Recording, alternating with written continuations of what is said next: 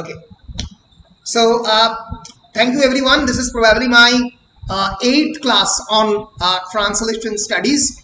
And in the previous classes of translation studies, I have discussed with you about the conception of the source language and target language, about the basic features of translations, what are the various schools of translation studies like descriptive translation studies, like back translation, like zone translation.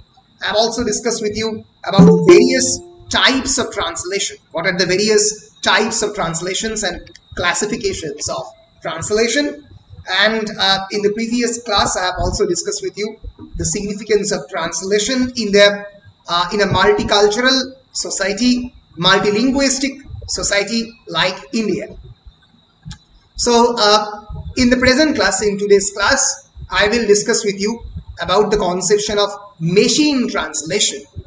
When a machine or a kind of computer-aided or software-driven device intervenes with translation. Automatic translation বলে অনেক ক্ষেত্রেই machine তার নিজস্ব algorithm দিয়ে, algorithm is the language of that particular machine, সেই ল্যাঙ্গুয়েজটা তুমি মেশিনের মধ্যে ভরে দিয়েছো, অর্থাৎ you have already installed the dictionary, the proper vocabulary, the grammar, the basic grammatical formulas inside a computer, and the computer is known about two languages, one source language and another target language. এই দুটো ভাষা computer জানে, কম্পিউটারের কাছে vocabulary রয়েছে, কম্পিউটারের কাছে grammar রয়েছে, কম্পিউটারের কাছে ডিকশনারি এবং গ্লসারি রয়েছে। এই সমস্ত ইনফরমেশনগুলো has already given by the humans to the computer, already দিয়ে দিয়েছে। এবার কম্পিউটার যখন ট্রান্সলেট করে তাকে বলা হয় মেশিন ট্রান্সলেশন। এই মেশিন ট্রান্সলেশন অনেক ধরনের হতে পারে, অনেক রকমের হতে পারে, এর একটা ইতিহাস রয়েছে। সেটা কি, সেটা আজকের ক্লাসে আমরা একটু আলোচনা করার চেষ্টা করব। So let us begin with it. So basically machine translation is using tools of technology. Machine is basically a product of the technology. আজকের কারিগরি বিদ্যার একটা এক্সটেনশন বলা যেতে পারে এই সমস্ত মেশিনকে। সেটা কেমন করে অনুবাদের কাজে সাহায্য করছে সেটা আমরা দেখব। So basically the term machine translation or MT, যেরকম source text বা source language কে SL বা ST বলা হয়, machine translation বলতে MT বলা হয়। So MT refers to the computerized systems responsible for the production of translations with or without human assistance. অনেক সময় হিউম্যান অ্যাসিস্ট্যান্স লাগে। হিউম্যান অ্যাসিস্ট্যান্স কখন লাগে? যখন ট্রান্সলেশনকে আরো বেটার করতে হয়, মেশিনের দ্বারা ট্রান্সলেশনটা একটু বেটার করি, তো তখন হিউম্যান অ্যাসিস্ট্যান্স লাগে, আদারওয়াইজ লাগে না। তাকে বলা হয় machine translation. Now there is a distinction between human aided machine translation or HMT and machine aided human translation, MAHT। দুটোর মধ্যে কি ডিফারেন্স? যখন অনির্বাণ কোনো একটা পার্টিকুলার কম্পিউটার ডিভাইসকে হেল্প করছে ট্রান্সলেশন করার জন্য, অর্থাৎ কোনো পার্টিকুলার ভোকাবুলারি বা গ্রামার বা কোনো একটা জায়গাতে ল্যাক করছে তার নলেজ, তখন হিউম্যান এডেড মেশিন ট্রান্সলেশন। আমি এক্সাম্পল দিচ্ছি। ফর এক্সাম্পল, আমি এই গুগল ট্রান্সলেশনটা খুললাম। যে ল্যাঙ্গুয়েজ তোমাদের মধ্যে কেউ কেউ খুব ভালো করে জানো, ঠিক আছে, ফর এক্সাম্পল আমি একটা ইংলিশ টু বেঙ্গলি করছি। ফর এক্সাম্পল আমি বলছি কোনো একটা শক্ত ল্যাঙ্গুয়েজ এখান থেকে তুলে নিলাম, ফর এক্সাম্পল এই জায়গাটা মেশিন ট্রান্সলেশনের ডেফিনেশন, যে sometimes refer to by the abbreviation MT. It's a subfield of the computational linguistics that investigates the use of software to translate text or speech from one language to another. এবার এটা আমি এখানে বসালাম। এবার দেখো machine অনুবাদ কখনো কখনো সংক্ষেপে MT দ্বারা উল্লিখিত অনুবাদ করার জন্য সফটওয়্যার ব্যবহারের তদন্তকারী গণ্য ভাষা তত্ত্বের একটা উপক্ষেত্র, এক ভাষা থেকে অন্য ভাষায় পাঠ্য বা বক্তৃতা সেন্টেন্স দাঁড়াচ্ছে না। এবার ধরা যাক তোমাদের কাউকে দায়িত্ব দেওয়া হলো যে মেশিন ট্রান্সলেট করবে, করার পরে এটাকে পাঠযোগ্য বা রিডেবল অ্যান্ড প্রেজেন্টেবল ডকুমেন্ট হিসেবে দায়িত্ব দেওয়া হলো তোমাদের কাউকে। কেন? Because you know both the source language as well as the target language. What is the source language? English, and target language is your mother tongue Bengali. তোমরা জানো, ফলে তুমি এক্ষেত্রে কম্পিউটারকে সাহায্য করছো ল্যাঙ্গুয়েজটা ঠিকমতো অনুবাদ করার জন্য। So that is machine aided human translation. তুমি মেশিনকে খানিকটা সাহায্য করছো একটা প্রেজেন্টেবল ডকুমেন্ট তৈরি করার জন্য।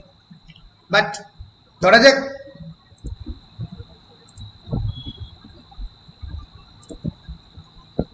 আমি বাংলার বদলে রোমানিয়ান করে দিলাম, পারবে ট্রান্সলেট করতে? এনিওয়ান? পাঞ্জাবি, মারাঠি পারবে কি? পারবে না। কেন পারবে না? কারণ ল্যাঙ্গুয়েজটা তোমাদের জানা নেই।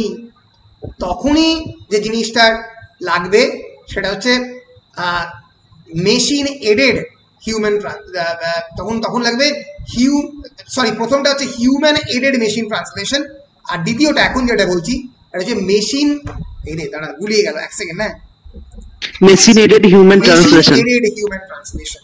কারণ মেশিন সাহায্য করছে, তখন গিয়ে হিউম্যান ট্রান্সলেশনটা পসিবল হচ্ছে। অর্থাৎ মেশিনের হেল্প করার পরে তারপরে তুমি সেটাকে বলছো, বুঝতে পেরেছো? কারণ এটা কখন লাগবে? যখন কমিউনিকেশনের ক্ষেত্রে, কমিউনিকেটিভ পারপাস। ধরা যাক তোমরা এমন একটা আননোন কান্ট্রিতে গেছো, যে আননোন কান্ট্রিতে তোমরা জানো না সেই পার্টিকুলার ল্যাঙ্গুয়েজটা, তখনই লাগবে machine aided human translation. So the latter compromises the computer-based translation tools which support translators by providing access to online dictionaries, remote technology, terminology data banks, transmission and reception of the text. দ্বিতীয়টার ক্ষেত্রে অনেক ক্ষেত্রেই তোমরা যদি আরেকটা language না জানো, তার সঙ্গে অনেক সময়ই অনলাইন ডিকশনারি লাগবে, রিমোট টার্মিনোলজি ডেটা ব্যাংক লাগবে। কারণ শুধুমাত্র কম্পিউটার করে ট্রান্সলেশন দিয়ে তোমাদের হবে না, আর অনেক কিছুর প্রয়োজন পড়বে। তো এইভাবে যে বিষয়টা চলে তাকে মেশিন ট্রান্সলেশন বলে। মেশিন ট্রান্সলেশনের দুটো ভাগ, human aided machine translation HMT and machine aided human translation. The term computer aided translation or CAT is sometimes used to cover all these computer based translation system. এটা একটা umbrella term, এটা use করা হয় সমস্ত ধরনের computer aided translation সিস্টেমকে দেখাবার জন্য। Computer aided translation.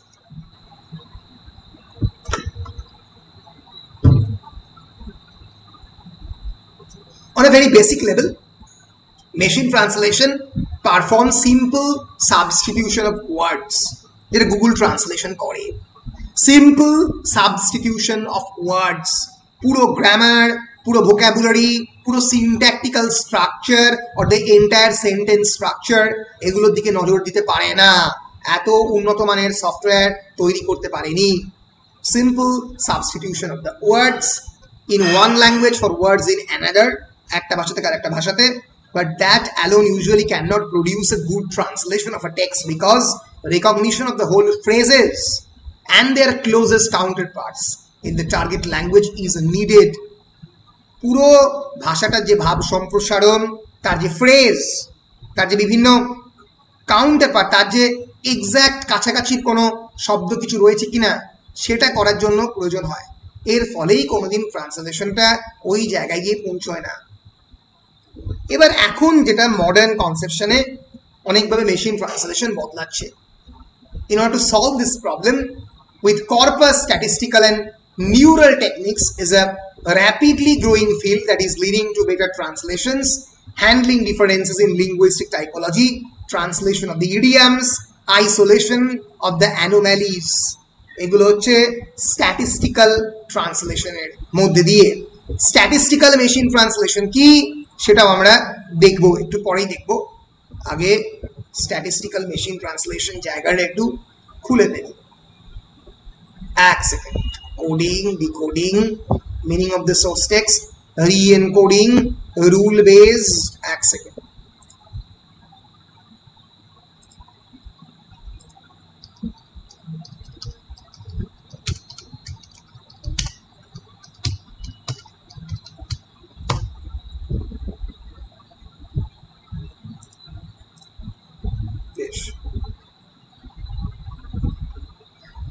বেশ।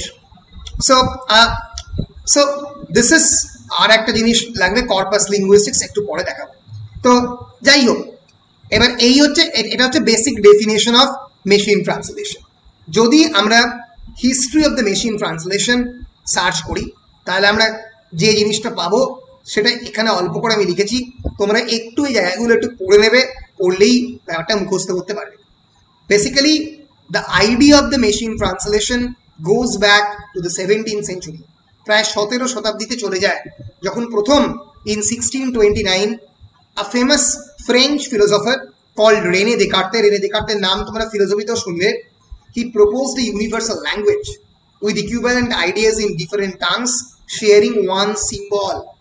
একটা ল্যাঙ্গুয়েজ থাকবে, একটা চিহ্ন তত্ত্ব থাকবে, একটাই ভাষা তত্ত্ব থাকবে, এবং তার জন্য যে মেশিনের প্রয়োজন তার কথা উনি বলেন। মাথায় রাখতে হবে 17 বা 18 সেঞ্চুরিতে উন্নত মানের কোনো মেশিন তখন তৈরি হয়নি। তখন যে ধরনের মেশিন তৈরি হতো তাকে বলা হতো অটোমাটা, AUTA MATA। অটোমাটা থিওরিও আছে। অটোমাটা ইজ বেসিক্যালি অ্যাবস্ট্রাক্ট মেশিনস, মানে সেই সমস্ত মেশিন, এই ছোটোখাটো যন্ত্র যেগুলো 17th এবং 18th সেঞ্চুরিতে তৈরি হতো। ধরা যাক একটা র্যাবিট নিজের মতো করে নড়ছে, তো এই যে কনস্ট্যান্টলি এরা নড়ে নড়ে যাবে, একটা পার্টিকুলার প্যাটার্নে নড়বে, এইটাকে বলো তো অটোমাটা। এইরকম বিভিন্ন ধরনের খুব সিম্পলিস্টিক ফর্মে মেশিন থাকতো 18th century, 17th century. 18th century বলতে যখন রে বলতো তখন লেখা হয়েছে, তখন বুঝতেই পারছো ন্যাচারালি কম্পিউটার বা অন্য কোনো উল্লেখ কিছু নেই। ফলে সেই সময় দাঁড়িয়ে কিন্তু রেনে দেকার্তে প্রথম এটার কথা ভাবেন। পরবর্তীকালে ওয়ারেন উইভার, তার একটা বিখ্যাত বই বেরোয় মেমোরেন্ডাম অন ট্রান্সলেশন ইন 1949। পরবর্তীকালে জোশুয়া বার হিলেল MIT-তে, ম্যাসাচুসেটস ইনস্টিটিউট অফ টেকনোলজি, তোমরা জানো পৃথিবীর অন্যতম শ্রেষ্ঠ বিখ্যাত ইনস্টিটিউশন, আমাদের এখানকার IIT যেরকম, আমেরিকার যেরকম MIT one of the greatest, সেখানে এই নিয়ে প্রথম আলোচনা শুরু হয়। George town university MT research team, তাদের মেশিন ট্রান্সলেশন টিম 1951 সালে ফর্ম হয়, এবং জর্জ টাউন এবং IBM, একটা বিখ্যাত কম্পিউটার কোম্পানি, তারা এক্সপেরিমেন্ট করে 1954-এ, এবং machine translation programs popped up in Japan and Russia in 1955, and the first MT conference was held in London in 1956. Researchers continued to join the field as the Association for Machine Translation and Computational Linguistics was formed in the US in 1962. Machine translation যে particular ফিল্ডের একটা part, তাকে বলা হয় computational linguistics. That is the broad field, যে ফিল্ডে এখন সারা পৃথিবীতে গুগল ট্রান্সলেশন থেকে শুরু করে অন্যান্য সমস্ত বিষয়ে কাজ হয়। লিঙ্গুইস্টিক্সের বিভিন্ন পার্ট রয়েছে, তোমরা জানো হিস্টোরিক্যাল লিঙ্গুইস্টিক্স, বা ডায়াক্রনিক লিঙ্গুইস্টিক্স দিয়ে অপারেট করে, যেটা ঐতিহাসিকভাবে ভাষাকে দেখে। ফর এক্সাম্পল, ইংরেজি ভাষাতে বিবর্তন, the evolution of the English language, that belongs to the historical conception of language. While computational linguistics is complete a different field, which concerned with the computational modeling of the natural language, as well as the study of the appropriate computational approaches to the linguistic questions. Computer use করে, cognitive science use করে, এই যে আমরা প্রত্যেকদিন টাকাই আমাদের neurological যে সমস্ত বডির পার্টস দিয়ে, তো সেগুলো কিভাবে সম্ভব, আর্টিফিশিয়াল ইন্টেলিজেন্স, এগুলো প্রত্যেকটা কম্পিউটেশনাল লিঙ্গুইস্টিক্সের পার্ট। তোমরা পরবর্তীকালে এরকম বিভিন্ন নতুন নতুন টার্ম জানবে। আমি তোমাদের আজকে কয়েকটা টার্ম শেখাচ্ছি, কারণ সুযোগ পেয়েছি যেহেতু আজকে এই মেশিন ট্রান্সলেশন পড়াতে, যেটা পরবর্তীকালে তোমরা জানবে। Have you ever thought of this term called mind uploading. শুনেছো? Anyone in this class? Mind uploading, or WBE, known as the whole brain emulation. শোনোনি এই টার্মটা শোনোনি, তাই তো? বেশ। Have you ever acquainted with this term called qualia? Sensory qualia, QUALIA. শোনোনি, তাই তো? বেশ। Basically, whole brain emulation or mind uploading or brain uploading, it's a hypothetical concept. এখনো সম্ভব হয়নি, অনেক জায়গাতে সম্ভব, বিজ্ঞানীরা কিছু কিছু চেষ্টা করছে, যেখানে ফর এক্সাম্পল সুস্মিতা বা নূপুর, ধরা যাক এরা কোনোভাবে পৃথিবীতে আজকে নেই, তাদের ব্রেন দিয়ে এক্স্যাক্টলি আর একটা হিউম্যান বিইং বা এক্স্যাক্টলি আর একটা একই রকম থটের হিউম্যান মেশিন ক্রিয়েট করা পসিবল কিনা, সেটাই বলে হোল ব্রেন এমিউলেশন, যেখানে গোটা আমাদের থট প্রসেসকে এই কম্পিউটারাইজ সিস্টেমের মধ্যে দিয়ে আপলোড করার চেষ্টা করা হয়। এই যে আমার হাতে এই জিনিসটা দেখতে পাচ্ছ তোমরা, এটা হচ্ছে হার্ড ডিস্ক। হার্ড ডিস্ক কি করে? হার্ড ডিস্ক বেসিক্যালি সমস্ত ধরনের কম্পিউটারের তথ্যগুলোকে নিজের মধ্যে রাখে। That is an external hard disk. কম্পিউটারের মধ্যে একটা ইন্টারনাল হার্ড ডিস্ক রয়েছে।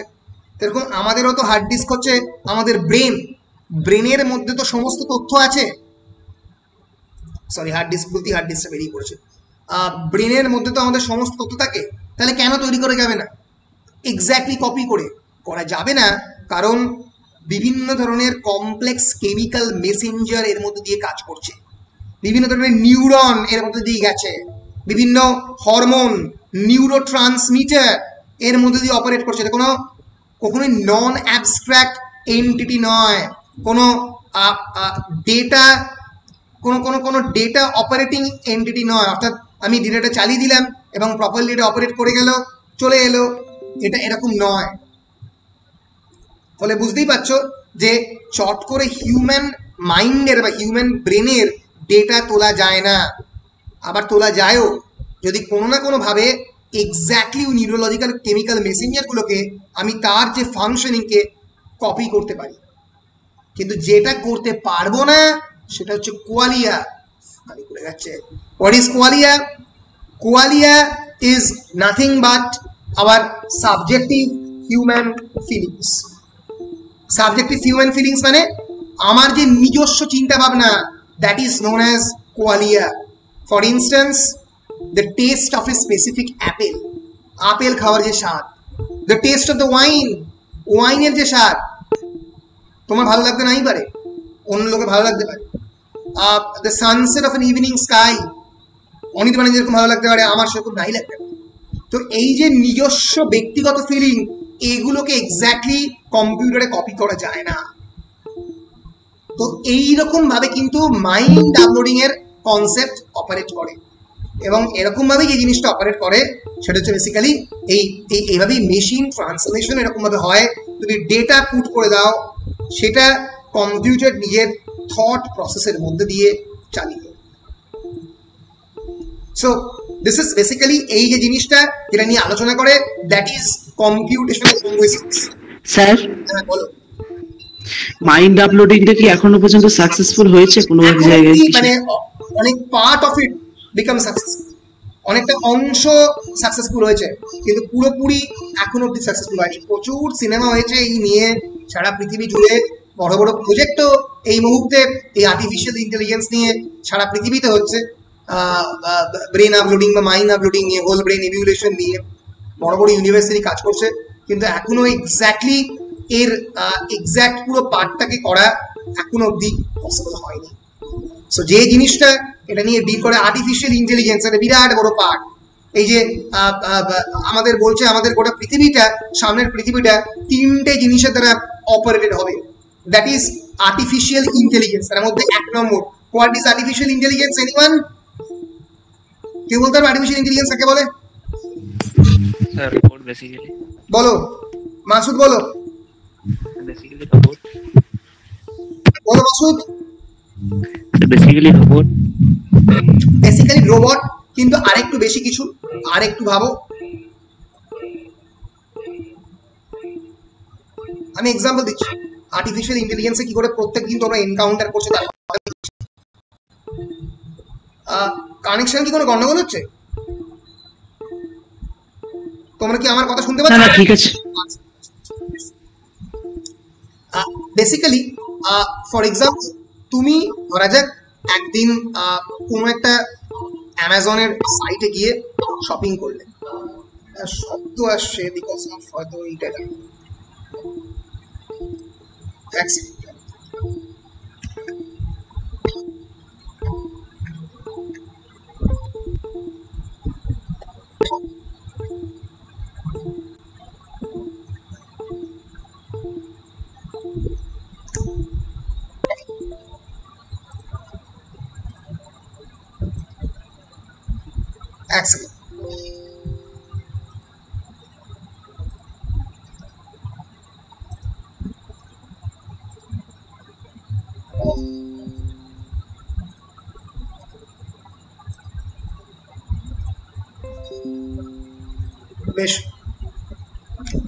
So basically তুমি ধরে যাক একদিন অ্যামাজনে গিয়ে শপিং করলে, শপিং করার পরে দ্বিতীয় দিন তোমাকে অনেক সময় অ্যামাজন দেখায় দেখবে যে the product you may like, তুমি এই ধরনের প্রোডাক্ট লাইক করতে পারো। তুমি একদিন পেন ড্রাইভ কিনলে তোমাকে পরের দিন এক্সটার্নাল হার্ড ডিস্ক দেখাবে।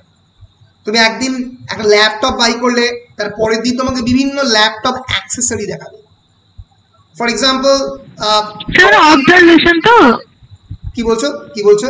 অবজারভেশন অবজারভেশন নয়, এক্স্যাক্টলি তুমি কোন প্রোডাক্টটা দেখছো এটা কিন্তু অ্যামাজন অবজার্ভ করছে না, অ্যামাজনের আর্টিফিশিয়াল ইন্টেলিজেন্স অবজার্ভ করছে।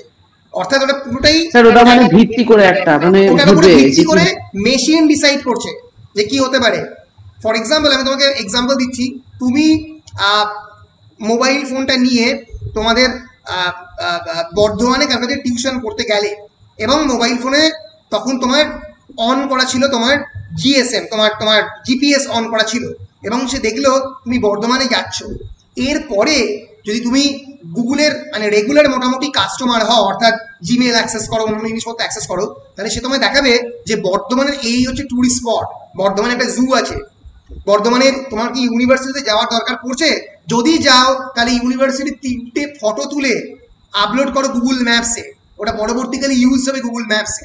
তো এই যে ধরে নিচ্ছে যে চন্দ্রা বর্ধমানে সপ্তাহে একদিন যায়, you have been constantly been monitored, constantly Google তোমাকে মনিটর করছে তোমার যাওয়া আসা সবকিছু, এবং তার উপরে ভিত্তি করে ধরে নিচ্ছে যে এই হচ্ছে এর মানে মানে মানে যাওয়ার জায়গা বর্ধমান, বর্ধমান থেকে শিউড়ি, শিউড়ি থেকে হেতমপুর কৃষ্ণচন্দ্র কলেজ, এবং এখানে কি কি করতে পারে সেটা পর্যন্ত এই আর্টিফিশিয়াল ইন্টেলিজেন্স ধরে নিচ্ছে।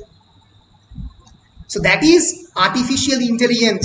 তোমার প্রত্যেক দিনের মুভমেন্ট কি হতে পারে ভবিষ্যৎ, সেগুলো যখন রোবটটা তো একটা মানে extreme form of artificial intelligence, কিন্তু প্রত্যেক দিনই আমরা এই ধরনের ইন্টেলিজেন্স আমাদের চোখের মধ্যে দেখতে পাচ্ছি কিন্তু আমরা ধরতে পারছি না। That is the example of the artificial intelligence. Another famous example is the augmented reality, যেটা আমরা সবসময় মানে পরবর্তীকালে করতে চাইবো, দ্যাট ইজ ভার্চুয়াল রিয়েলিটি। চোখের মধ্যে চশমা পরে নিকো পার্কের মধ্যে আমি মানে বসে আছি একটা জায়গাতে, কিন্তু আমার মনে হচ্ছে আমি এদিক ওদিক পৃথিবীর সমস্ত জায়গায় ঘুরছি। VR glass, virtual reality glass পর্যন্ত এখন ইউজ করা হচ্ছে, VR glass. So that is part of the augmented reality. And another is a very important term is called internet of things. কেউ শুনেছো টার্মটা ইন্টারনেট অফ থিংস? কেউ শুনেছো? শোনোনি? শোনা উচিত। What is importance of the internet of things? It describes the network of the physical objects of things that are embedded with sensors, software and other technologies. আমি কয়েকদিন আগে এই ফোনটা কিনেছি, এটা হচ্ছে পোকো X2, এই পার্টিকুলার ফোনটা। It comes with a sensor called IR blaster. এখানে থাকে আয়ার ব্লাস্টার। আয়ার ব্লাস্টার মানে কি? You can control your AC or your for example তোমার বাড়ির মধ্যে যদি কোনো মিউজিক্যাল সিস্টেম থাকে, এসি, ফ্রিজ, যদি সেটার মধ্যে সেন্সর থাকে, সেগুলো তুমি এই মোবাইল ফোন দিয়ে কন্ট্রোল করতে পারবে। অনেকেই জানবে আয়ার ব্লাস্টার বলা হয়, এদের রিমোটের কাজ করে। এবার যখন তার মানে তুমি বাড়ির বাইরেও আছো, তখনও তুমি এই ফোন দিয়ে কন্ট্রোল করতে পারছো। এখন তো নেটওয়ার্ক প্রিন্টার পর্যন্ত চলে এসেছে। আমার বাড়িতে নেটওয়ার্ক প্রিন্টার আছে, আমি হেদমপুর থেকে প্রিন্ট দিলে প্রিন্ট হয়ে যাবে। ওয়াইফাই প্রিন্টার নয়, নেটওয়ার্ক প্রিন্টার, নেটওয়ার্কের অপারেট করে, ঠিক আছে? ফলে ইন্টারনেট দিয়ে নির্দেশ দেওয়া হয়। ইন্টারনেট অফ থিংস মানে আজ থেকে 20 বছর বাদে তোমার বাড়ির এলইডি ল্যাম্প থেকে শুরু করে সব এখনো তো কন্ট্রোল করছে, সবই মোবাইল কন্ট্রোল করবে। তুমি বাড়িতে বসে ডিসাইড করবে যে এখন আমি বাড়ির সাবমার্সিবলটা চালাবো কি চালাবো না, বাড়ির পাম্পটা চালাবো কি চালাবো। তো যখন অনেকগুলো ডিভাইস একসঙ্গে কানেক্টেড হয়, that is called internet of things. So এইটা হচ্ছে আর্টিফিশিয়াল ইন্টেলিজেন্স। সো এইটারই হচ্ছে পার্ট হচ্ছে কম্পিউটেশনাল লিঙ্গুইস্টিক্স এর একটা সাবফিল্ড, যেখানে language, artificial intelligence, computer science এগুলোকে একটা প্যারাডাইমের মধ্যে যোগ করে। এজন্য সারা পৃথিবীতে association for computational linguistics 1980s প্রথম এস্টাবলিশড হয়েছে, যারা বিভিন্নভাবে এই হিউম্যান ল্যাঙ্গুয়েজকে কিভাবে বিভিন্ন টেকনোলজির মধ্যে দিয়ে অ্যাপ্লাই করা যায় তার কথা বলে। এটারই একটা সাবফিল্ড হচ্ছে বেসিক্যালি আমাদের মেশিন ট্রান্সলেশন। ক্লিয়ার? বেশ, এবার মেশিন ট্রান্সলেশনের ইতিহাস বলতে গিয়ে আমি অলরেডি বলে দিয়েছি আইবিএম জর্জটাউন ইউনিভার্সিটির প্রজেক্ট। পরবর্তীকালে 1964-এ automatic language processing advisory committee ALPAC প্রথম তৈরি হয় 1964-এ।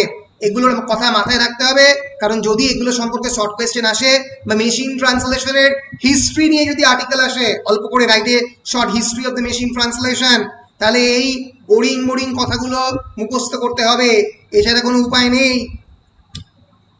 Now, according to a 1972 report by the Director of the Defense Research and Engineering, DBRE, at American Institute, তারা এটা বোঝে প্রথম যে একটা লার্জ স্কেল মেশিন ট্রান্সলেশন খুবই দরকার। এবং কখন বোঝে? যখন প্রথম আমেরিকাতে ভিয়েতনাম ওয়ার আমেরিকাতে যখন হবে। এবার তুমি একটা জিনিস জানবে যে আমাদের সায়েন্সের একটা বড় অংশের, বিশেষ করে কম্পিউটার সায়েন্সের একটা বড় অংশের প্রগ্রেশন কিন্তু ডিপেন্ড করে সেই জায়গার ডিআরডিওর ওপরে। ডিআরডিও মানে ডিফেন্স রিসার্চ যে ইউনিট, তার যে অর্গানাইজেশন, কারণ তারাই এইগুলো নিয়ে গবেষণা করার পরে তারপরে এটা আমাদের সিভিলিয়ানদের জন্য প্রথম আসে। তো ভিয়েতনাম ওয়ার যখন প্রথম হয় তখন আমেরিকানরা তো লড়তে গেছে ভিয়েতনামে যুদ্ধ করতে, কিন্তু ওই গরিব চাষাভুষোদের যে ভয়ঙ্কর যুদ্ধ করার ক্ষমতা, যে গরিলা টেকনিক, সেসব দেখে তোদের মানে আত্মারাম খাঁচা। সবচেয়ে বড় সমস্যা হচ্ছে যে তারা একবারও মানে ভিয়েতনামিজদের ভাষা পর্যন্ত জানে না। অজানা দেশ, অচেনা জায়গা, মশার কামড় খেয়ে মরছে আমেরিকান সোলজাররা, ভিয়েতনামিজদের ভাষা। গরিলা টেকনিক বলো, গরিলা টেকনিক বলে কেমন লাগলো একটা শুনতে। গরিলা ওয়ারফেয়ারের নাম শুনেছো তো? না শোনোনি? আচ্ছা, তাহলে সেটাও শুনে নাও। GUERELLA, গরিলা মার্কেটিং চলে এসছে পর্যন্ত, আর গরিলা ওয়ারফেয়ার শোনোনি? Guerrilla warfare, it's a very old technique, it's a very old form of irregular warfare, যেখানে একটা ধরা যাক তুমি জঙ্গলের মধ্যে ঢুকছো, বিভিন্ন জায়গা থেকে আক্রমণ হলো। ও ধরা যাক বাড়ির মধ্যে থেকে একটা বড়শি নিয়ে তোমার দিকে ছুঁড়ে দিল, ওখান থেকে একটা হাতা ছুড়ে এলো, একটা খন্তি চলে এলো, কোনো অর্গানাইজড ওয়ার নয়। গরিলা ডেফিনেটলি গরিলা ওয়ার একটা প্যারামিলিটারি টেকনিক, সেটা খুবই মানে মিলিটারি টেকনিক্যাল অর্থে ইউজ করা যেতে পারে, কিন্তু basically it's a paramilitary technique where armed civilian, মানে যারা আর্মির লোক নয়, যারা আর্মড সিভিলিয়ান ইরেগুলার ওয়েতে মিলিটারি ট্যাকটিক ইউজ করে অ্যাম্বুশ, লুকিয়ে থাকা, স্যাবোটেজ মানে পেছন থেকে আক্রমণ করা, রেড হঠাৎ করে ঢুকে পড়া, হিট অ্যান্ড রান টেকনিক, দুম করে আমাদের চাটি মেরে বেরিয়ে গেলাম। এবার বোঝ তো, hit and run technique, mobility, এই দিয়ে যখন আক্রমণ করা হয় তাকে গরিলা ওয়ারফেয়ার বলা হয়। এই টেকনিক প্রথমবার ইউজ করা হয় ভিয়েতনাম ওয়ারফেয়ারে। সত্যজিৎ রায়ের বিখ্যাত সিনেমা প্রতিদ্বন্দ্বীতে প্রশ্ন করা হয়েছিল যে ধৃতিমান চট্টোপাধ্যায় যে ইন্টারভিউয়ার, যে which according to you is the greatest event in the human history my son, তোমার মতে গত শতাব্দীতে, লাস্ট সেঞ্চুরিতে, হিউম্যান হিস্ট্রিতে, মানব সভ্যতার ইতিহাসে সব থেকে বড় ইভেন্ট কি? উত্তর দিয়েছিল দ্য ভিয়েতনাম ওয়ার। বললো you don't consider the landing of the human beings on the moon. মানুষ যে ল্যান্ডিং করেছে চাঁদে সেটাকে তুমি বড় কাজ বলে মনে করো না? ও বললো yes definitely it's an absolutely mind boggling activity, but কিন্তু কয়েকজন সাধারণ ছোট ছোট মানুষ, ভেরি অর্ডিনারি হিউম্যান বিইং, তারা অত বড় অস্ত্রসজ্জায় সুসজ্জিত আমেরিকান সোলজারদের একটা যুদ্ধে হারিয়ে দিল, তার থেকে বড় হিউম্যান অ্যাচিভমেন্ট কিছু হতে পারে না। এবং তখনই প্রথম আমেরিকানরা দেখলো যে ভাষা বুঝতে পারছে না তারা, মানে ওরা তো হ্যাক করে ফেলছে, মানে অনেক সময় ওরা রেডিওতে কথা বলছে সেটা ওরা বুঝে ফেলছে, কিন্তু কোন ভাষায় কথা বলছে বুঝতে পারছে না। তখনই প্রথম ওরা ঠিক করলো যে এই মেশিন ট্রান্সলেশন আনতে হবে, যাতে আমি সহজে ওরা যে ভিয়েতনামিজে কি আলোচনা করছে সেটা আমি যে রেডিওতে শুনতে পাচ্ছি সেটা কেমন করে আমি মানে সেটাকে হ্যাক করতে আরম্ভ করব। এইভাবে প্রথম কিন্তু মানে মেডিকেল মানে মিলিটারি টেকনিক থেকে কিন্তু প্রথম এই মেশিন ট্রান্সলেশনের কথাটা আসে। মেশিন ট্রান্সলেশন কিন্তু খুবই ইন্টারেস্টিং। আমি জন্য মেশিন ট্রান্সলেশন পড়াতে গিয়ে তোমাদের প্রচুর নতুন নতুন জিনিসপত্রের রেফারেন্স দিচ্ছি। তোমরা কি এই সিনেমাটা দেখেছো, দ্য ইমিটেশন গেম বলে? যদি দেখে না থাকো আজকে তোমরা টরেন্টসে গিয়ে বা অন্য কোনো জায়গা থেকে ডাউনলোড করো। এটা অ্যালান টিউরিং এর জীবন অবলম্বন করে। Alan Turing was the first computer programmer. দেখেছো? ব্রিলিয়েন্ট। কে দেখেছো? Brilliant, very good. Paramananda, very good. Imitation game অবশ্যই দেখো, অস্কার উইনিং একটা চলচ্চিত্র। ইমিটেশন গেমের মেন যে মূল চরিত্র হচ্ছে অ্যালান টিউরিং। উনি একটা ডক্টর স্ট্রেঞ্জের ক্যারেক্টার, রাইট, ডক্টর স্ট্রেঞ্জের চরিত্রে যিনি অভিনয় করেছিল বেনেডিক্ট কাম্বারব্যাচ, তিনি অভিনয় করেছিলেন এই চরিত্রে। তো আমার খুবই প্রিয় অভিনেতা। তো উনি একটা ল্যাঙ্গুয়েজ আবিষ্কার করেছিলেন সেকেন্ড ওয়ার্ল্ড ওয়ারের সময়, তাকে এনিগমা বলে, যেটা কেউ কিছুতেই কোড করতে বলছিলেন। এর পরে আমি কোডিং এর কনসেপ্ট আনবো, এনকোডিং কাকে বলে, ডিকোডিং কাকে বলে বলবো, মেশিন ট্রান্সলেশনে লাগবে। তো তিনি কিন্তু এই যে সেকেন্ড ওয়ার্ল্ড ওয়ারের সময় এনিগমা বলে একটা কোড আবিষ্কার করেছিল, যেটা কিন্তু মানে ডিকোড করেছিল। এনিগমা ইউজ করছিল জার্মানরা, উনি আমেরিকানদের হয়ে প্রথম ডিকোড করেন। এবং উনি প্রথম কম্পিউটিং মেশিনারি অ্যান্ড ইন্টেলিজেন্স বলে একটা সেমিনাল পেপার লেখেন, যেখানে আর্টিফিশিয়াল ইন্টেলিজেন্সের কনসেপ্ট এবং কম্পিউটার প্রোগ্রামিং এর ল্যাঙ্গুয়েজ প্রথমবার ইন্ট্রোডিউসড হয়।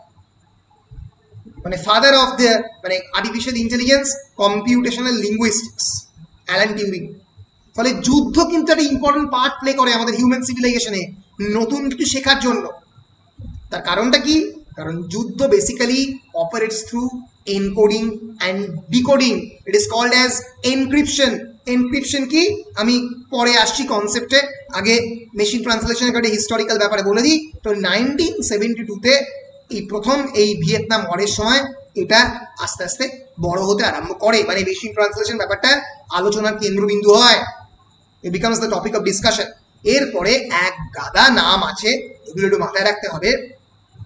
ফ্রেঞ্চ টেক্সটাইল ইনস্টিটিউট, তারা প্রথম মেশিন ট্রান্সলেশনকে ইউজ করে in order to translate abstracts from and into French. ফ্রেঞ্চে, ইংলিশে, জার্মানিতে, স্প্যানিশে ইউজ করার জন্য।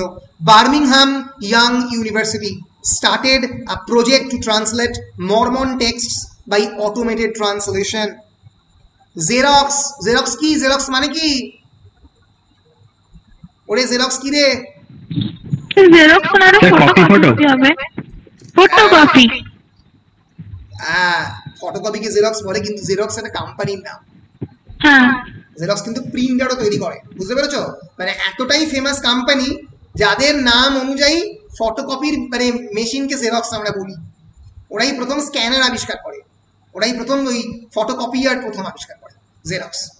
তো তারা একটা টেকনোলজি, একটা সফটওয়্যার আনে যার নাম হচ্ছে সিস্ট্র্যান। খুবই খুবই বিখ্যাত একটা সফটওয়্যার। 1968-এ প্রথম পাবলিশড হয়, ডক্টর পিটার টমা আবিষ্কার করেন। It's one of the oldest machine translation companies, Systran. পৃথিবীর মধ্যে শ্রেষ্ঠ professional machine translation company. Systran has done extensive work for the United States Department of Defense and European Commission. বুঝতেই পারছো, বড় বড় সমস্ত ক্লাসিফাইড ইনস্টিটিউট, মানে যাদের ইনফরমেশন লিকেজ করলে মানে মারপিট হয়ে যাবে এরকম আর কি ব্যাপার, এই সমস্ত জায়গার কাজ কিন্তু সিস্ট্রান করে। They provided the technology for Yahoo Babelfish. ফলে এরা গুগলের যে ল্যাঙ্গুয়েজ টুল, তারা 2007 অব্দি সাপোর্ট করছো, এটা মাথায় লাগবে। সিস্ট্র্যান, one of the oldest machine translation companies established by Dr. Peter Thoma in 1968. তারা তাদের প্রজেক্ট প্রথম শুরু করে। তো এইভাবে এদের কাজ শুরু করে। সিস্ট্র্যান প্রচুর মানে machine translation, small text, AltaVista, Babel Fish, এগুলো সব সফটওয়্যারের নাম, এগুলো তৈরি করে, যারা দিনে প্রায় 5 লাখ রিকোয়েস্ট মানে 5 লাখ অব্দি ট্রান্সলেশন করতে পারত।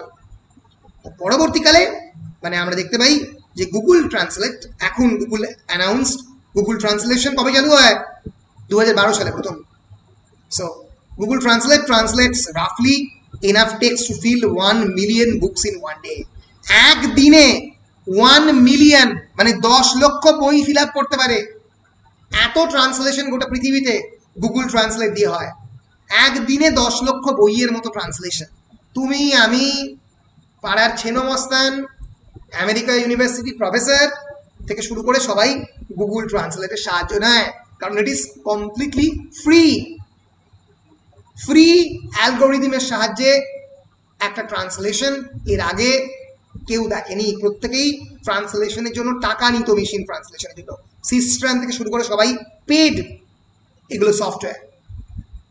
তো এই হচ্ছে বেসিক্যালি মেশিন ট্রান্সলেশনের a brief history of the machine translation. Machine ট্রান্সলেশনের কনসেপশনটা মাথার মধ্যে মোটামুটি ঢুকেছে? বলো। হ্যাঁ স্যার। বেশ, এইবার আসছি স্যার মেশিন ট্রান্সলেশনের জন্য এখন ফেসবুকে ইংলিশ ক্যাপশন বেড়ে গিয়েছে, সবাই ইংলিশ ক্যাপশন বেড়ে গেছে। তোমাদের দেখবে যে অনেক সময় মানে ইংলিশ ক্যাপশন মানে তুমি বাংলা লিখে একটা ইংলিশ ক্যাপশনে ট্রান্সলেট করে দেয়, আবার বাংলাতেও ট্রান্সলেট করে দেয়। তোমার ল্যাঙ্গুয়েজ যে বাংলা, তুমি একবারের জন্য ইনফরমেশন না করলেও তোমার এরিয়া দেখলে বুঝে যায় ওটা বাংলা হবে, কারণ ওয়েস্ট বেঙ্গল। তাহলে ওটা এভাবেই GPS, artificial intelligence, machine translation এরা একে অপরের সঙ্গে হাত ধরাধরি করে অপারেট করে। এরপরে আমি আসবো মেশিন ট্রান্সলেশনের কিছু বেসিক প্রসেসে আর অ্যাপ্রোচে, ট্রান্সলেশন প্রসেসটা কেমনভাবে হচ্ছে। হিউম্যান ট্রান্সলেশনও এই দুটো প্রসেসের মধ্যে দিয়ে হয়, যেটা থ্রু দিয়ে মেশিন ট্রান্সলেশন করে। First is encoding or basically decoding the meaning of the source text, and secondly is re-encoding the meaning of the target language. এবার এইখানে একটা জিনিস বেসিক্যালি বলে দিই, যখন ফর এক্সাম্পল আমি কম্পিউটারে মেল করছি, কিছু একটা ল্যাঙ্গুয়েজে লিখছি, মেল করছি, ধরা যাক আমি অনির্বাণকে লিখছি যে your exam will be on the 24th of January 2021 আমি লিখলাম। ধরা যাক আমার যে কথাটা সেটা কেউ মাঝপথে হ্যাক করে দিল, মানে মাঝপথে মানে ক্লাউডের মধ্যে হ্যাক করলো, ঠিক আছে? তাহলে কি হবে? Any idea, anybody? ইনফরমেশনটা নিয়ে নেবে। হ্যাঁ, কিভাবে নেবে?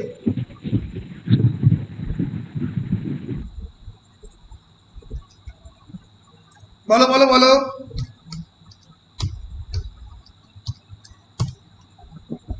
স্যার ফ্রিকোয়েন্সির মাধ্যমে নেবে। হ্যাঁ, কিন্তু ইনফরমেশনটা যেভাবে পাবে সেটাকে বলা হয় এনক্রিপশন। তোমরা অনেক সময় যদি কেউ এটিএম কার্ড ইউজ করো, দেখবে তলায় লেখা থাকছে যখন তুমি কার্ড দিয়ে পে করছো, that your card is secured by 128 SSL encryption. বা তোমরা প্রত্যেক দিনই দেখছো যে তোমাদের হোয়াটসঅ্যাপে লেখা থাকছে এন্ড টু এন্ড এনক্রিপশন। পাচ্ছ তো? Your WhatsApp account is secured by end to end encryption. কথাটা পেয়েছো কোনোদিন? পাওনি? স্যার এটিএম কার্ডের কোন জায়গায় থাকে স্যার? প্রাইভেসি স্যার প্রাইভেট রাখতে গেলে এনক্রিপশনটা আছে। Right right. এনক্রিপশনের প্রয়োজন কখন হয়? যখন আমি কোনো একটা পার্টিকুলার আমার কোনো একটা ল্যাঙ্গুয়েজ আমি এমনভাবে এনক্রিপ্ট করে দিতে পারি, এমনভাবে চেঞ্জ করে দিতে পারি সিম্বলের মাধ্যমে, যে সেটা নিয়ে কেউ কিছু করতে পারবে না।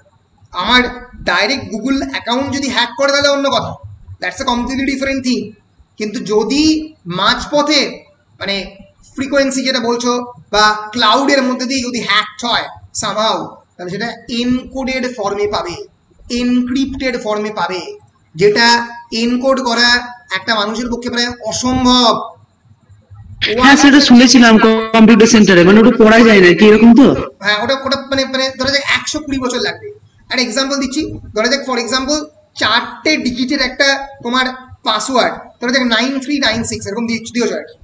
এবার সেটা মানে ধরা যাক 4খানা বড় জোর ডিজিট হতে পারে, সেটাকে করতে গেলে তোমাকে কত করতে হবে, মানে 4 ইন্টু মানে 1 ইন্টু 28, 4 ইন্টু 28 মানে এক একটা পার্টিকুলার যে ওয়ার্ড তাকে 28 বার বসিয়ে কম্বিনেশন করে দেখতে হবে।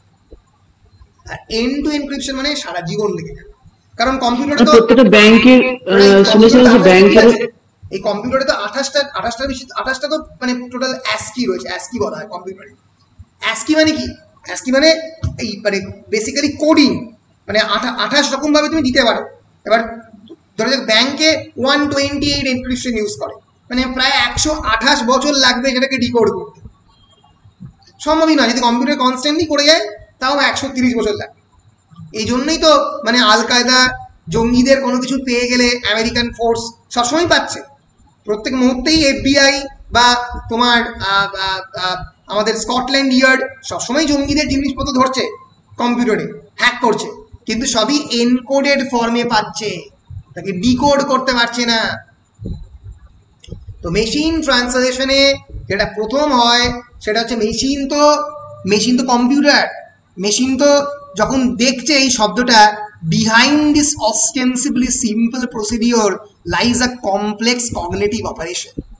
এই শব্দটা দেখে তোমার মধ্যে কি আসছে? কমপ্লেক্স মানে জটিল, কগনিটিভ মানে হিউম্যান মাইন্ডের অপারেশন, সিম্পল প্রসিডিওর মানে সহজভাবে যে সিম্পল প্রসিডিওর তার ভিতরে একটা কগনিটিভ শক্ত কগনিটিভ অপারেশন রয়েছে। এটা তোমার মাথায় আসছে, মেশিনের মাথায় তো আসবে না।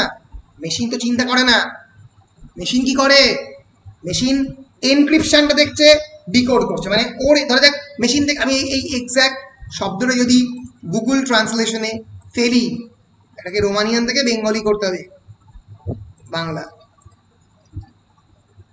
সাধারণভাবে সহজ পদ্ধতির পিছনে একটা জটিল জ্ঞানীয় অপারেশন রয়েছে, অপারেশনটাও করতে পারলো না। তো এ কি করছে? প্রত্যেকটা শব্দকে দেখছে অস্টেন্সিভলি কমপ্লেক্স, এইভাবে ডিকোড করছে। ফলে এর কাছে প্রত্যেকটা শব্দ এক একটা ডিকোডার মানে ডিকোডিং মেশিনের মতো। এবার যখন সেই সমস্ত মেশিন ট্রান্সলেশনই একটু পেড বা একটু হাইফাই একটু প্রিমিয়াম, যখন সেমান্টিক্স, গ্রামার, সিনট্যাক্স, ইডিয়াম এইগুলোর ইনডেপথ নলেজ মেশিনের থাকছে, তখনই মেশিন ট্রান্সলেশনের প্রসিডিওরটা মানে সহজভাবে মানে আরো আরো সফিস্টিকেটেড ওয়েতে কম্পিউটার করতে পারছে। বুঝতে পেরেছো? সো কম্পিউটার যখন অপারেট করে মেশিনে, তখন বেসিক্যালি এইভাবে অপারেট করে। সোর্স সোর্স সোর্স টেক্সট, আর এখানে আসছে টার্গেট টেক্সট। কম্পিউটার কি করে? ডাইরেক্ট ট্রান্সলেশন করে, ডাইরেক্ট ট্রান্সলেট করে। তুমি কি করো? বিশ্লেষণ করবে, অ্যানালিসিস করবে, তারপরে ইন্টারলিঙ্গুয়াল ট্রান্সলেশন করবে। একটা শব্দ আগে যাবে না পরে যাবে, কোনটা আগে দেব? সাধারণভাবে এটা আগে দেব, নাকি বলবো যে এর পিছনে দিয়ে শুরু করবো, বিহাইন্ড দিস দিয়ে শুরু করবো, নাকি বলবো সাধারণভাবে এই জটিল পদ্ধতির পেছনে একটা সহজ পদ্ধতি থাকে? এই নিয়ে তুমি তো ভাববে, মেশিন তো ভাববে না। Machine direct translation and generation of meaning. তোমার কি সোর্স টেক্সট থেকে অ্যানালিসিস হবে, অ্যানালিসিস থেকে ইন্টারলিঙ্গুয়া, তুমি অন্য ল্যাঙ্গুয়েজে ভাববে, জেনারেশন অফ দ্য মিনিং মানে দাঁড়াচ্ছে কিনা দেখবে, তারপরে টার্গেট টেক্সটে পরিণত হবে। আর এখানে ব্যাম ব্যাম ট্রান্সফার অ্যান্ড ডাইরেক্ট ট্রান্সলেশন। তো এইখানেই একটা বেসিক অপারেশনের ক্ষেত্রে, অপারেশনাল মেকানিজমে হিউম্যান ব্রেন, হিউম্যান কগনিটিভ সিস্টেমের সঙ্গে মেশিন ট্রান্সলেশনের বেসিক ডিফারেন্স থেকে যায়। এরপরে আমি ডিসকাস করব ডিফারেন্ট ক্লাসিফিকেশনস আর different types of machine translations. বলো, কোনো প্রশ্ন থাকলে বলো। কোনো প্রশ্ন?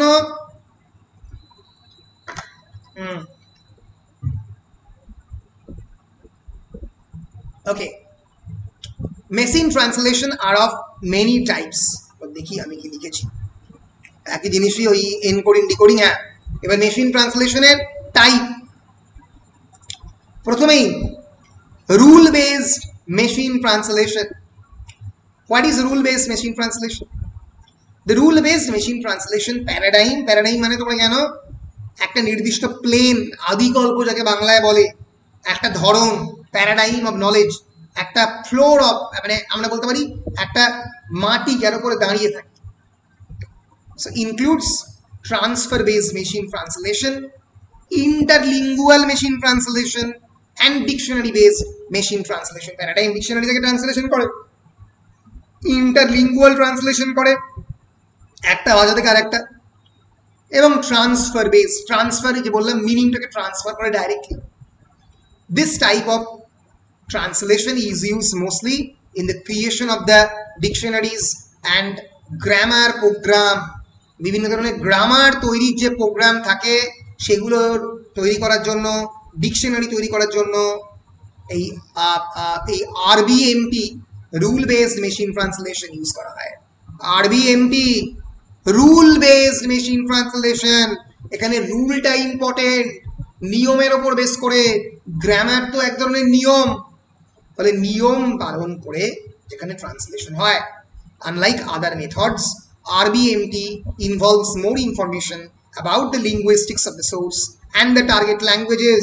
Target language এবং source language যে linguistics, তার যে ভাষাতাত্ত্বিক জ্ঞান, সেটা কিন্তু RBMT তে থাকে, because it uses the morphological and syntactic rule. Morphological মানে কি দেখি কে বলতে পারে? Morphological মানে The studies of word. Right, the field that studies words, শব্দের meaning, evolution of the words, শব্দের বিবর্তন যে পড়াশোনা করে তাকে বলা হয় মরফোলজি। সিম্যান্টিক্স মানে কি? SEMANTICS, সিম্যান্টিক্স মানে that studies the sentence construction. এই প্রত্যেকটা ফিল্ডের নাম, একাডেমিক ফিল্ডের নাম একটু মনে রাখার চেষ্টা করবে, কারণ পরবর্তীকালে যে কোনো সময় কাজে লাগবে। লেক্সিকোলজি আগের দিন যেটা দেখিয়েছিলেন ওটাতে ছিল তো, যেটা দেখিয়েছিলাম তাতে আছে, রাইট? ঠিক আছে। সো আরবিএমটি তে রুল বেসড মেশিন ট্রান্সলেশনে মরফোলজিক্যাল এবং সিনট্যাকটিক রুলস, সিম্যান্টিক অ্যানালিসিস, সেন্টেন্সের স্ট্রাকচারের যে নিয়ম, it actually relates the process of relating syntactic structures from the labels of the phrases, the clauses, the sentences, the paragraph, এই সব কিছু মাথায় এখন রাখে, তাকে রুল বেসড মেশিন ট্রান্সলেশন বলে। কিন্তু আরবিএমটির একটা মুশকিল আছে, it's biggest downfall is that everything must be made explicit. তোমায় কিন্তু সবকিছু ইনফরমেশনগুলো ক্লিয়ারলি বলতে হবে, অর্থাৎ যে সোর্স ল্যাঙ্গুয়েজ এবং টার্গেট ল্যাঙ্গুয়েজের যে বেসিক ইনফরমেশনগুলো, তার ল্যাঙ্গুয়েজের যে লিঙ্গুইস্টিক ইনফরমেশন, সেগুলো সব আগে থেকে মেশিনের মধ্যে ঢুকিয়ে রাখতে হবে, নাহলে হবে না। That is RBMT. The second is transfer based machine translation. এটা অনেকটাই ইন্টারলিঙ্গুয়াল মেশিন ট্রান্সলেশনের মতো, যেটা তোমরা সবসময় হতে দেখো, যেখানে ডাইরেক্টলি দুমদাম করে ট্রান্সলেশন হয়। Is that it creates a translation from an intermediate representation that simulates the meaning of the original sentence. Original sentence এর মিনিংটাকে এক্স্যাক্টলি সিমিউলেট করার চেষ্টা করে। ইন্টারলিঙ্গুয়াল, একটা ল্যাঙ্গুয়েজ থেকে আর একটা language. So, but unlike interlingual, MT depends partially on the language pair involved in the translation. Language pair মানে সেখানে যে দুটো ল্যাঙ্গুয়েজ ইনভলভ তার উপরে।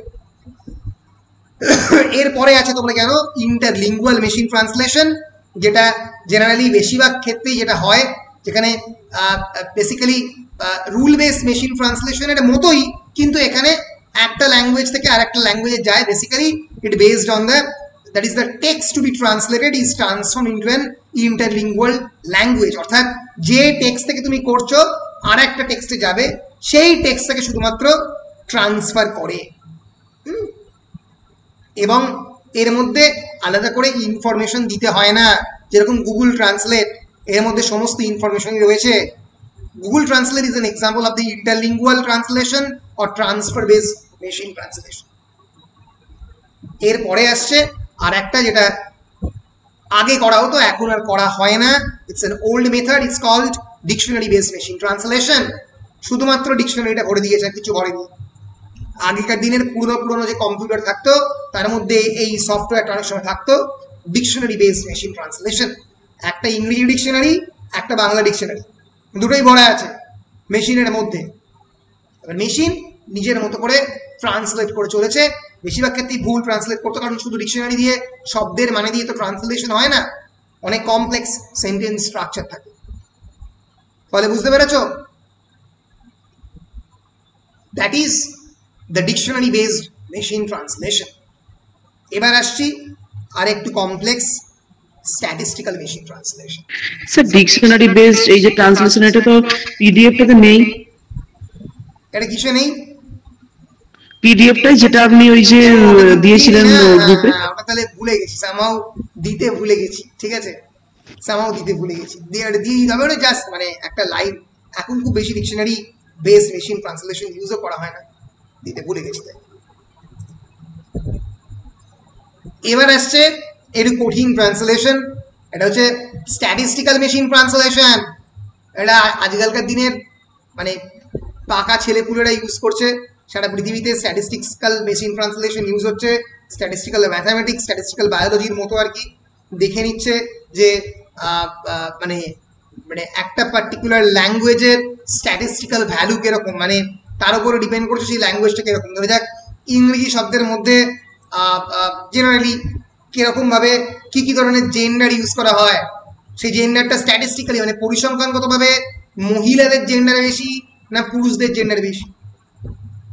অনেক ক্ষেত্রে নিউট্রাল জেন্ডার ইংলিশ থাকে, ফলে সেক্ষেত্রে ল্যাঙ্গুয়েজটা কেমনভাবে ট্রান্সলেটেড হবে, এরকম বিভিন্ন ধরনের ম্যাথামেটিক্যাল টুল যখন ইউজ করা হচ্ছে স্ট্যাটিস্টিক্সের ক্ষেত্রে, তখন তাকে বলা হয় statistical machine translation. Canadian parliament, European পার্লামেন্টের বিভিন্ন জায়গাতে এই এই এই স্ট্যাটিস্টিক্যাল মেথড ট্রান্সলেশন, ইউনাইটেড নেশনসে কানে দিয়ে বসে আছে দেখবে Narendra Modi for example, constantly translation হয়ে যাচ্ছে, যে ল্যাঙ্গুয়েজেই বলুন না কেন ট্রান্সলেশন হয়ে যাচ্ছে। That is statistical machine translation. মানে এটা একেবারেই অঙ্কের মাধ্যমে, পরিসংখ্যানের মাধ্যমে যখন ট্রান্সলেশন হচ্ছে। প্রথম আইডিয়া ওয়ারেন উইভার 1949 আনেন। It includes the idea of the Claude Shannon's information theory. Statistical machine translation was reintroduced in the 1980s and 1990s by the famous IBM researcher duo Thomas J. Watson Research Center. সেখানে প্রথমে এটা introduce করা হয়। এবং before the introduction of the neural machine translation, NMT, it's an approach to machine translation that uses an artificial neural network. Artificial neural network মানে কে বলতে পারবে? Artificial neural network মানে তোমার বডির মধ্যে কি আছে? নার্ভ আছে। নার্ভের যে স্মলেস্ট ইউনিটকে কি বলে? নিউরন বলে। তো নিউরনকে দেখতে কিরকম হয়? নিউরনকে দেখতে কিরকম হয়?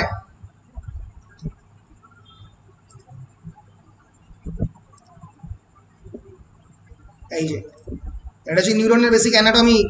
এটা অ্যাক্সন থাকে, অ্যাক্সনের চারপাশে ছোট্ট ছোট ডেনড্রাইট থাকে।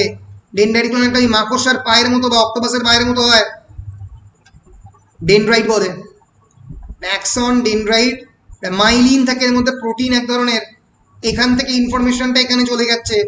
তোমার যদি ব্যথা হয়, একজন তোমাদের কাউকে যদি আমি চড় মারি একটা, তোমাদের লাগবে, মুহূর্তে তোমাদের ব্রেনের মধ্যে ইনফরমেশনটা নিয়ে চলে যাচ্ছে।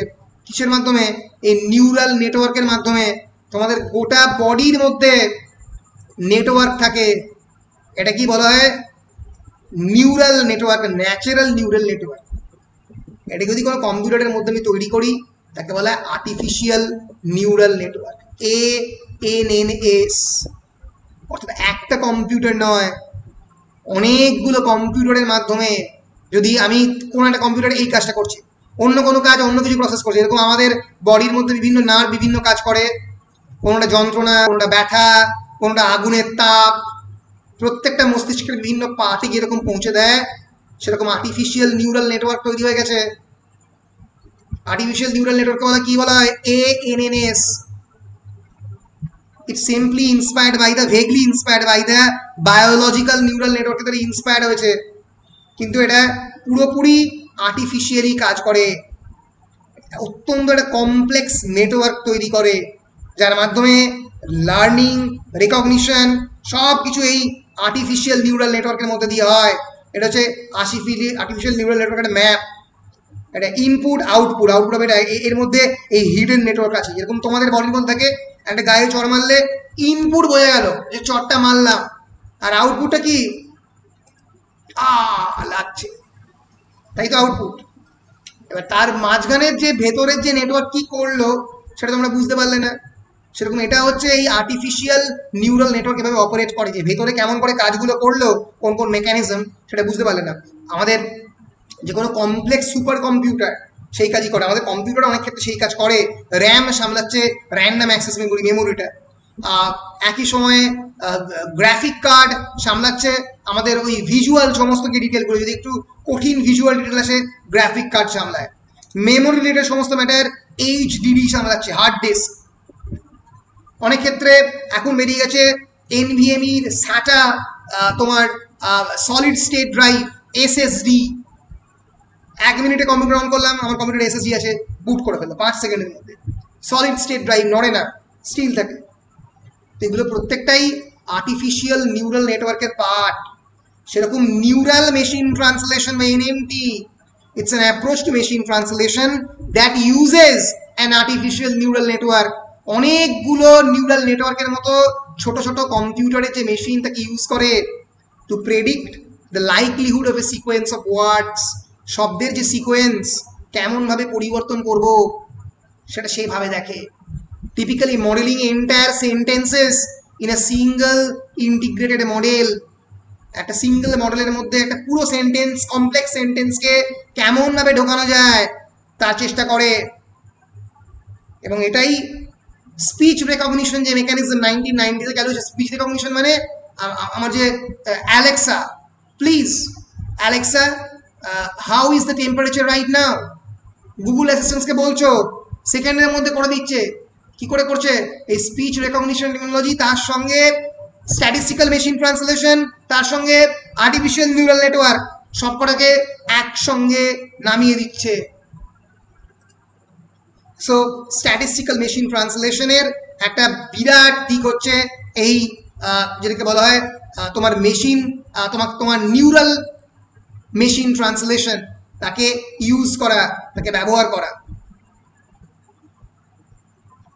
Before the introduction of the neural machine translation, it was by far the most widely studied machine translation method. এটা ছিল সবথেকে বেস্ট। এখন ইউজ হচ্ছে এটা মডার্ন টেকনোলজিতে দুটোর একটা মিলিয়ে, এসএমটি এবং এনএমটি, এগুলো মিলিয়ে তৈরি করেছে statistical machine translation and neural machine translation. এই দুটো মিলিয়ে তৈরি হচ্ছে এখন ট্রান্সলেশন। আমি এই কমপ্লেক্স মডেলিংয়ে যাচ্ছি না, কারণ এগুলো তোমাদের প্রশ্নে পরীক্ষায় পড়বে না। বিভিন্ন ম্যাথমেটিক্যাল ফর্মুলা আছে যার থ্রু দিয়ে এগুলোকে ক্রিয়েট করা হয়। এটা বেসিক্যালি কি কি করে, এরা প্রথম মানে কি কেমন করে অপারেট করে, এর কারণটা কি, এটা বেসিক্যালি যেটা করে সেটা হচ্ছে এদের বেনিফিটগুলো। 1 নম্বর হচ্ছে it is more efficient use of the human and the data resources. মানুষের দেওয়া এবং ডেটা দেওয়া, যে ডেটা হিউম্যানরা প্রোভাইড করেছে, সেই ইনফরমেশনটাকে সবচেয়ে প্রপারলি ইউজ করে। একটা কর্পাস ক্রিয়েট করে। কর্পাস, এই কর্পোরা বা কর্পাস কথাটা বারবার দেখতে ইউজ হচ্ছে। কর্পাস মানে একটা পার্টিকুলার ডোমেন ক্রিয়েট করে, যে ডোমেনের মধ্যে এরা দেখে মানে এদের নিজস্ব মেমোরি আছে। এই মেমোরিতে যাদের তুমি কোনো ট্রান্সলেশন করলে সেই ট্রান্সলেশনে যে পাস্ট মেমোরি এর মধ্যে সেভড হয়ে থাকে, সেটাকে বারবার ইউজ করে এরা দেখে। অ্যান্ড এরা বিভিন্ন মনোলিঙ্গুয়াল ডেটা, মনোলিঙ্গুয়াল মানে যেখানে একটাই ল্যাঙ্গুয়েজ, ইংরেজির ল্যাঙ্গুয়েজ থেকে তুমি বাংলায় ট্রান্সলেট, তার আগে ইংরেজির যে সমস্ত ডেটা, তার যে বেসিক ইনফরমেশন, সেগুলো সব এর মধ্যে থাকবে। And generally SMT systems are not tailored to any specific pair of languages. সাধারণত দুটো ল্যাঙ্গুয়েজের জন্য নয়, 3টে 4টে মাল্টিপল ল্যাঙ্গুয়েজেস এর মধ্যে তুমি ঢোকাতে পারো। এর ফলে এরা এই কর্পাস ক্রিয়েশনের থ্রু দিয়ে phrase base, syntax base, hierarchical base transliteration, এগুলো কনস্ট্যান্টলি এগুলো পড়ে যায়। মানে শুধুমাত্র সেন্টেন্সের ওপর বেস করে নয়, প্রত্যেকটা ফ্রেজের ওপর বেস করে, সিনট্যাক্সের ওপর বেস করে এরা বিভিন্ন ল্যাঙ্গুয়েজ মডেল তৈরি করে, সেন্টেন্স অ্যালাইনমেন্ট, ওয়ার্ড অ্যালাইনমেন্ট, এগুলো সব কিছু করে। করে এই স্ট্যাটিস্টিক্যাল মেশিন ট্রান্সলেশন বা আরো উন্নতি ক্ষেত্রে নিউরাল মেশিন ট্রান্সলেশন অপারেট করে। বুঝতে পেরেছো? বলো বুঝতে পেরেছো কিনা? একটু কমপ্লেক্স ছিল।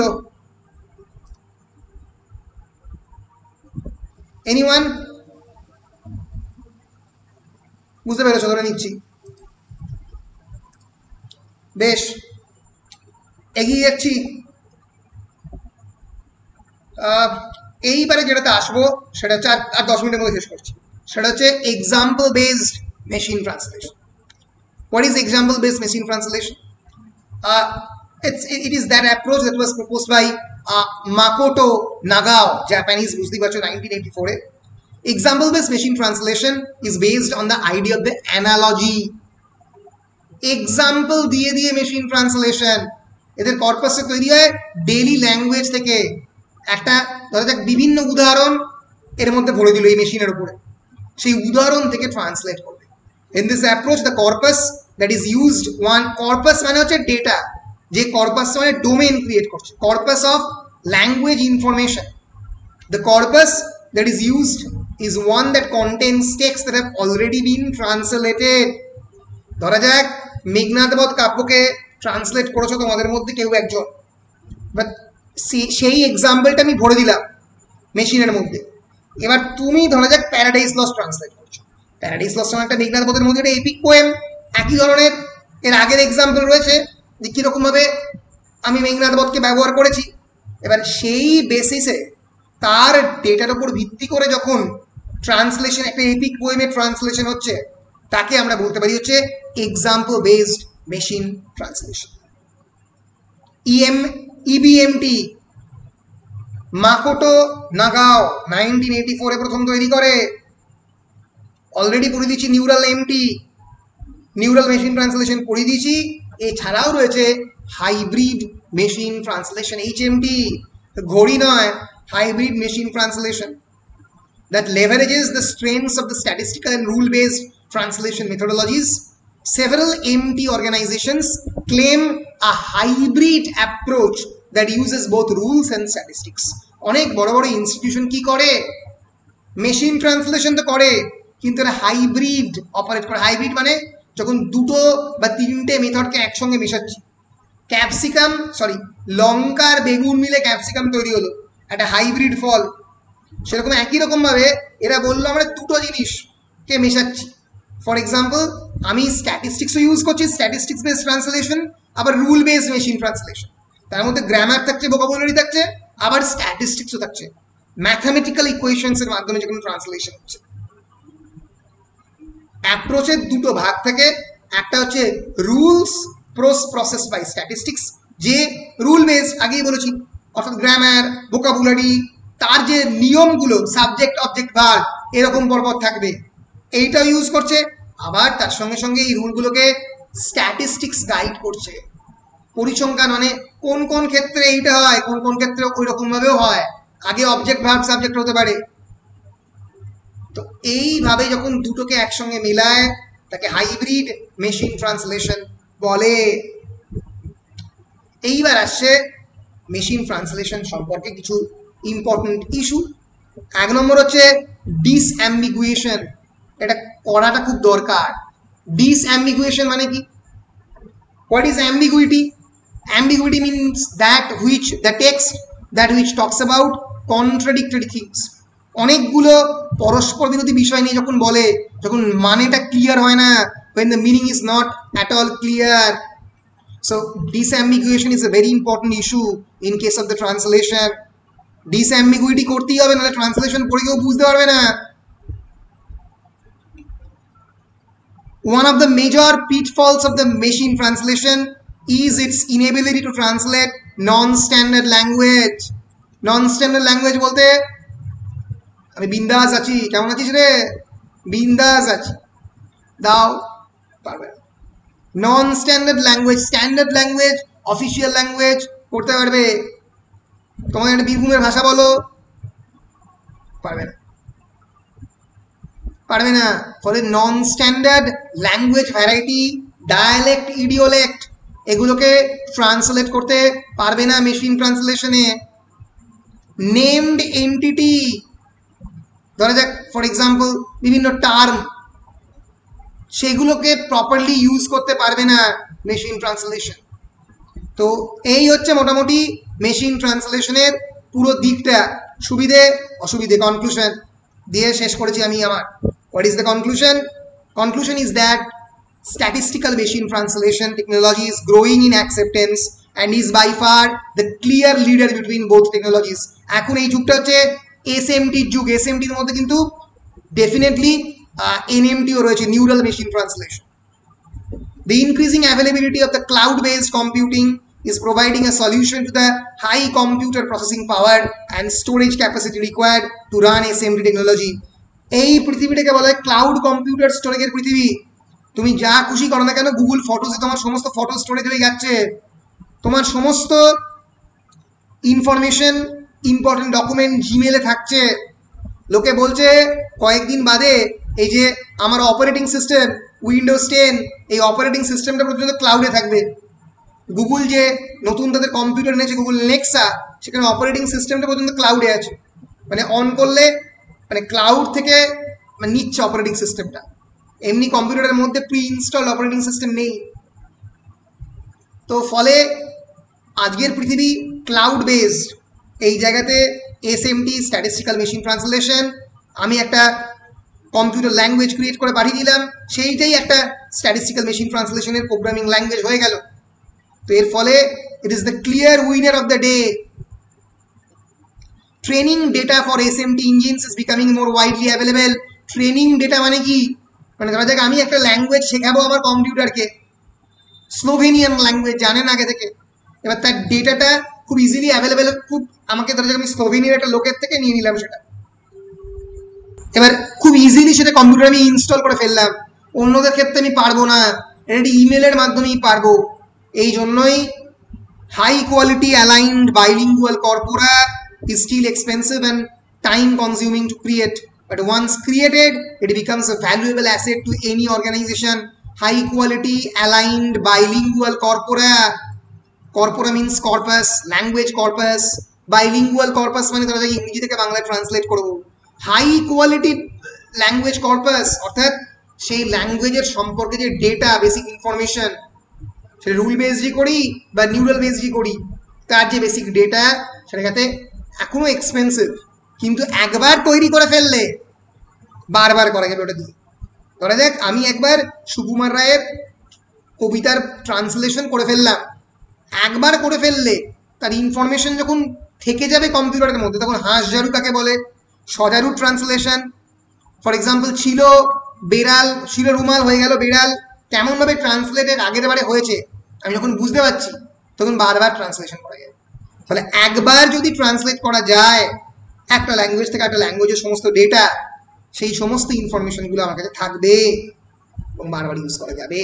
ফলে statistical machine translation is clearly the winning leader and neural machine translation NMT, it is using, as I have already said, artificial neural network to predict the likelihood of the sequence of the words.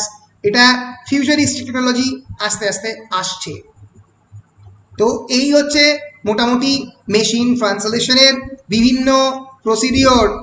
মনে থাকবে rule based machine translation, RBMT transfer based machine translation, transfer করা হচ্ছে এই lexical ক্যাটেগরাইজেশন, morphological analysis করে শব্দের মধ্যে থেকে lexical transfer, প্রত্যেকটা শব্দকে ট্রান্সফার করে।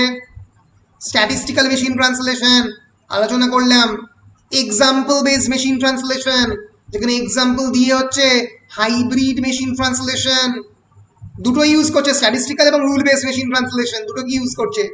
Neural machine translation, artificial neural নেটওয়ার্কের কনসেপ্ট আলোচনা করেছি। এবং finally statistical machine translation is the clear winner of the day. এই হচ্ছে মোটামুটি মেশিন ট্রান্সলেশন সম্পর্কে যা জানার, জানলে মোটামুটি 10 মার্কসের কোয়েশ্চেন হেসে খেলে লিখে আসতে পারবে। পরের দিন পড়াবো মাস কমিউনিকেশন বা অ্যাডভার্টাইজমেন্টে কিরকমভাবে কাজে লাগে ট্রান্সলেশন, ইন্টারেস্টিং হবে। অনেক এক্সাম্পল দিয়ে পড়াবো, সুরভিত অ্যান্টিসেপটিক ক্রিম বোরোলিন এবং আরও। আর তার পরের দিন পড়াবো gender, the example of the gender in translation. আর কিছু আছে নাকি রে? আর ইকুইভ্যালেন্স, ও বাবা এটা আবার আছে, এটা ডেঞ্জারাস জিনিস। এটা আমি বুঝতে পারিনি যখন আমি নিজে প্রথম পড়েছিলাম, তো তোমাদেরকে আমি কতটা বোঝাতে পারবো এরকম কোনো গ্যারেন্টি নেই, ঠিক আছে? তো বেশ, এটা বিশাল জটিল কম্পিউটারটা, এই মেশিন ট্রান্সলেশনটা ইজ ভেরি ভেরি কমপ্লেক্স। এটা মানে অনেকে, আমার টিচাররাও ভালো করে বুঝতে পারেন না, অনেকে বলে আর কি। তো ইকুইভ্যালেন্সটা বোঝাবার চেষ্টা করবো, জানি না কতটা সাকসেসফুল হবো। মেশিন ট্রান্সলেশনটা মোটামুটি পেরেছি, এরপরে আর 2 বা 3টে ক্লাসের মধ্যে শেষ করবো, ব্যাস। বলো, এনি কোয়েশ্চেন্স? পিডিএফটা দিয়ে দেবেন, বলো মাসুদ, কিছু প্রশ্ন? পিডিএফটা দিয়ে দেবেন, কি বলছো? পিডিএফটা দিয়ে দেবেন স্যার, পিডিএফটা দিতে বলছে। পিডিএফটা দেয়া আছে তো? স্যার একবার দিয়ে দেবেন, পাইনি। স্যার আমি প্রিন্ট করে নিয়েছি সবটা। হ্যাঁ, পিডিএফ দেওয়া আছে, ভালো করে দেখো, ওখানেই আছে। তোমরা গিয়ে হোয়াটসঅ্যাপে ডক্সে দেখো, ওপরে ক্লিক করে ডক্স ডকুমেন্টে দেখো, আছে। আবার দিয়ে দেবো না, ঠিক আছে? বেশ, আর কারোর কোনো প্রশ্ন? সুস্মিতা, কোনো প্রশ্ন নেই? স্যার পপটা মানে কি?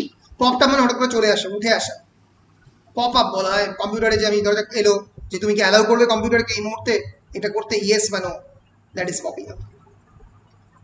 বেশ, so machine translation done. In the next class we will move into the use of the use of translation in the advertisement, in the mass communication. Thank you. Till then, goodbye.